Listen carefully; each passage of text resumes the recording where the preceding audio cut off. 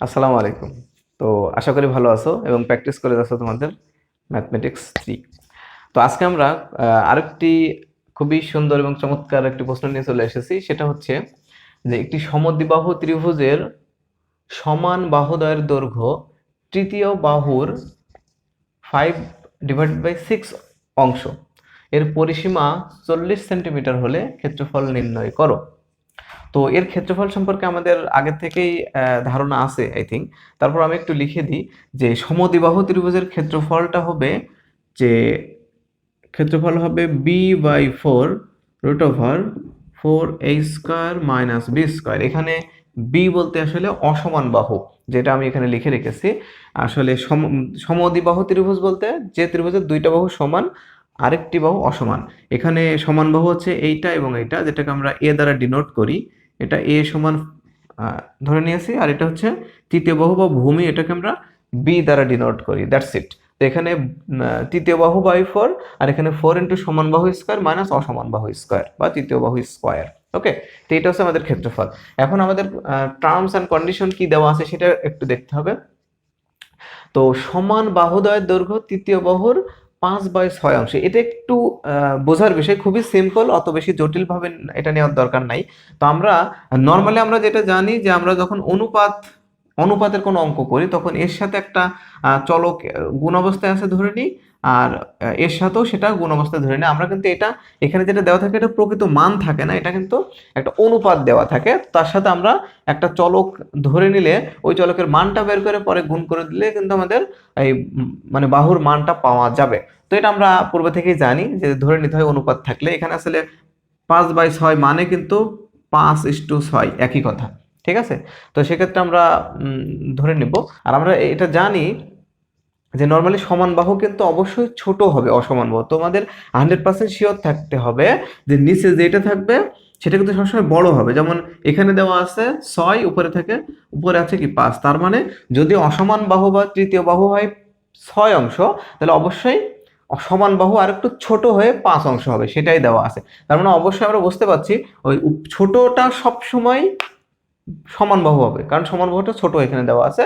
তো আমাদের এটা ধরে নিতে হবে যে মনে করি সমান বাহু উপরেরটা ছোট, a = 5x, এবং তৃতীয় বাহু b = কি 6x। এখন সবচেয়ে ইম্পর্টেন্ট বিষয় হলো কোন ডাটাটা আমাদের দেওয়া থাকে। যে ডেটা দেওয়া থাকবে সেই ডেটাটা আমাদের বের করে সেই দুটা সিমিলার করতে হবে। আচ্ছা বন্ধুরা, বলো তো, আমরা এখানে দেখতে পাচ্ছি যে তিনটা বাহু আমরা পেয়ে গেছি এখানে, 5x 5x অ্যান্ড 6x। সেক্ষেত্রে এই তিনটা বাহুর পরিসীমা কি হবে বলো তো? রাইট, পরিসীমা কিন্তু তিনটা বাহুর যোগফল, এবং এই তিনটা বাহুর যোগফলই কিন্তু আমাদেরকে দেওয়া আছে কত? 40। তাহলে সেটাই আমরা লিখবো প্রশ্ন মতে 5x plus 5x plus 6x = 40। Very simple. তো এখানে আমরা যদি এই তিনটাকে যোগ করি, 5 5 10 আর 6 16, x will be 40, বা x = 40 ডিভাইডেড বাই 16। তো সেক্ষেত্রে আমরা পেয়ে যাব 40 divided by 16, it will be 2.5। তাহলে আমরা গুণিতকের মানটা কিন্তু পেয়ে গেলাম 2.5। এখন কিন্তু আমরা বাহুগুলো পেয়ে যাব বন্ধুরা। তাহলে আমরা বাহু লিখি। অতএব সমান বাহু a = 5 ইন্টু x এর মান হচ্ছে 2.5, এটা হবে 12.5 সেন্টিমিটার। এবং তৃতীয় বাহু বা ভূমি বলতে পারো, তৃতীয় বাহু b = 6 into 2.5, it will be 15 centimetre. তো আমরা কিন্তু বাহুগুলো পেয়ে গেছি। তো বাহুগুলো আমরা যদি পেয়ে যাই অবশ্যই আমরা কি পাবো? ক্ষেত্রফলটা কিন্তু পাবো বন্ধুরা। তাহলে তোমরা একটা স্ক্রিনশট দিয়ে নাও। রাইট, তো আমরা এখন উপরে ক্ষেত্রফলটা বের করে ফেলি।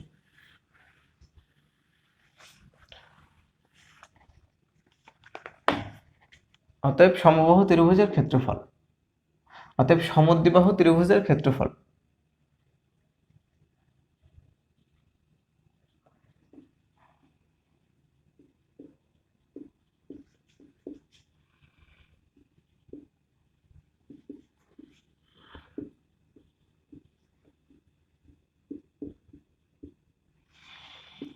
ওকে, তাহলে আমরা সেটাই লিখলাম। সমদ্বিবাহু ত্রিভুজের ক্ষেত্রফলটা b/4 √4a² minus b²। Very simple. এখন আমরা মান বসিয়ে দিই।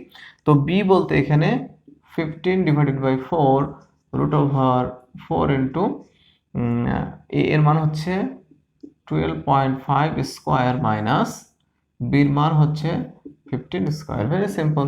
তো তোমরা এটাকে এইভাবে কত √ওভারের ভিতরে তোমরা প্রথমে ক্যালকুলেশন করো। 4 into 12.15 square minus 15 square √over, তাহলে আমরা 20 পেয়ে যাচ্ছি এর ভিতরের মানটা রুট করার পরে 20 and 20 ইন্টু 15/4। Very simple. তাহলে আমরা পেয়ে যাচ্ছি 75 বর্গ সেন্টিমিটার। তো আজকে এটা হচ্ছে আমাদের ম্যাথ ছিল। এটা খুবই সহজ একটা ম্যাথ ছিল। আশা করি তোমরা বুঝতে পেরেছো। এবং তোমরা আমাদের এই প্লে লিস্টের ভিডিও তোমরা ধারাবাহিকভাবে দেখলে অবশ্যই উপকৃত হবা। তো তো ঠিক আছে, আজকে এ পর্যন্তই। প্র্যাকটিস করতে থাকো এবং দেখতে থাকো অনেক টিউটোরিয়াল। আল্লাহ হাফেজ।